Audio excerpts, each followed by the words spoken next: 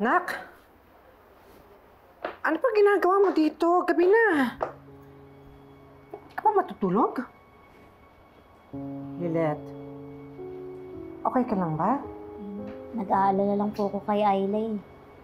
Hindi po kasi namin makontak. Malamang masama po yung loob niya kay Samson kasi magkainitan po sila nung huling hearing eh.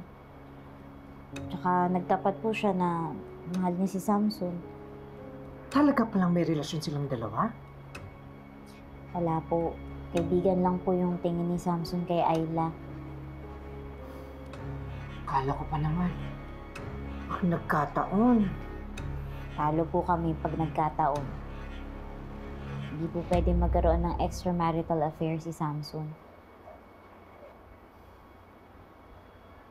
Ibang klase talaga nangyayari sa korte, no? Parang yung mga teleserye na papanood natin. Lahat ng klase ng tensyon at drama. Lahat ng mga nagbabagang revelasyon na hindi mo akalaing mangyayari. Magugulat ka na lang. Pati yung mga tao na hindi mo inaakalang nandoon, makikita mo na lang sa loob. Inang nakita ko po ulit si Trixie sa korte.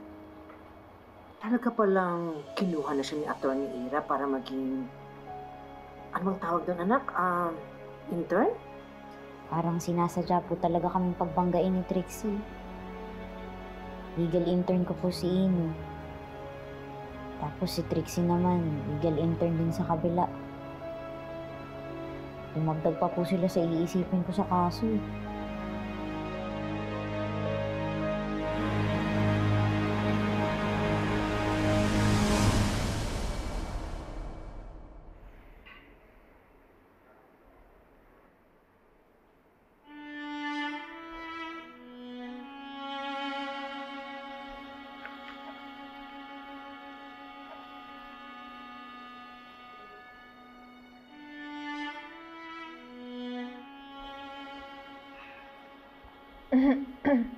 Era, I think you should go home and get some rest.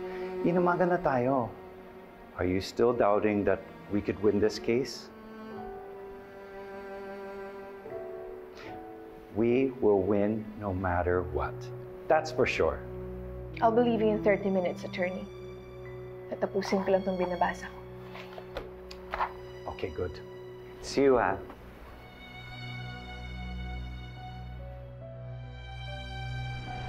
Hindi ho kayo pwede maghugas kamay kung bakit napunta kayo sa sitwasyon to ng asawa nyo. Objection, Your Honor. She's badgering the witness. Sustained! Newsflash, Attorney Era. Yung taong pinaka-kinaiinisan mo, yung taong laging tumatalo sa'yo sa korte, yung number 1 kaaway mo, is also daughter number 1 ng mommy mo.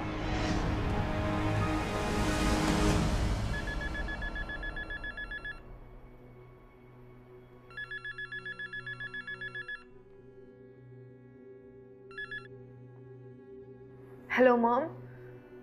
Hi, Era. Natanggap mo ba yung mga messages ko and some good news? Oh, what's wrong? Tell me, I'm your mom. I know if something is wrong. Well, it's about Lilette again. She's getting into my nerves pa din. Ay, naku, ano na naman ang nangyari?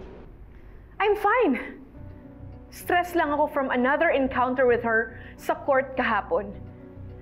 So smug and overconfident after her cross-examination. Alam mo, Mati, trigger ko talaga yan si Lilith eh. But every time that I fight, every time, I can still remember everything that I went through because of her. Parang pakiramdam ko, Mati, parang powerless ako eh. She still gets under my skin. Don't worry about her. And I'll protect you at all costs. Lalo na siguro, Mati, kung matatalo niya ako sa case na to. Paano pag inungkat niya ulit yung mga nakaraan? Paano pag awayin niya ako? O di kaya worse, paano pag gagawa siya ng kwento just to ruin me? Ay, nako. Don't worry. I will not only protect you, but I will make sure Lilette will suffer the consequences of all the things na mga pinagagawa niya sa atin. Okay? Teka, anong oras na ba dyan? Di ba it's early morning there? Magpahinga ka na muna. I am blessed na anak mo ko. Na tayong dalawa lang. I love you so much, Mati. I love you more, my daughter. Okay. Bye.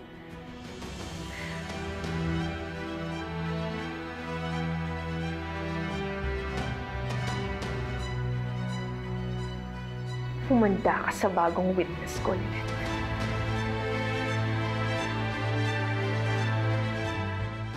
Tanggap niyo yung email ko tungkol sa pag-cross sa bago nilang witness? Yes, meron na akong hard copies ng consolidated notes para sa cross-examination. Bad trip. Wala talaga nangagawa pag heartbroken. Mabaligtad. Attorney, ano kaya sasabihin niya? Wala naman kaming ginagawang masama ni Ayla. Kung wala ka namang tinatago, nilalaban natin kung ano yung totoo.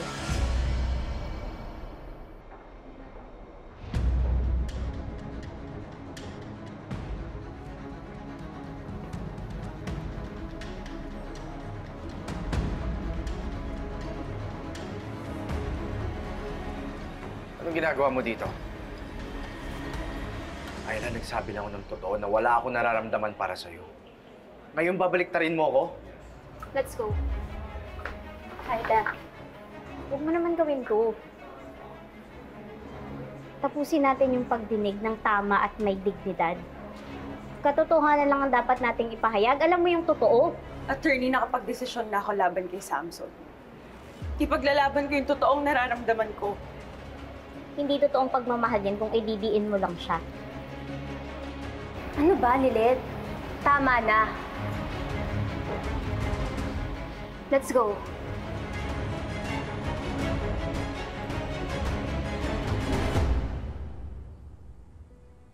Di ba makapaniwala na magagawa ni Ayla yan? Paano kung puro kasinungalingan na lahat na sasabihin niya? Kumpara sa mahinang establishing ng case sa prosecution, may laban tayo. Samson, maniwala ka lang dyan. Magtiwala ka kay Lilith. Magaling kaya yan. Tsaka, may papanalo niya yung kaso mo kahit bumaliktad pa yung babaeng yan. Ibang klase din, no? Ano bahala sa akin, ha, attorney? Sige, doon muna ako, ha? Relax ka lang. Bahala ka sa kanya.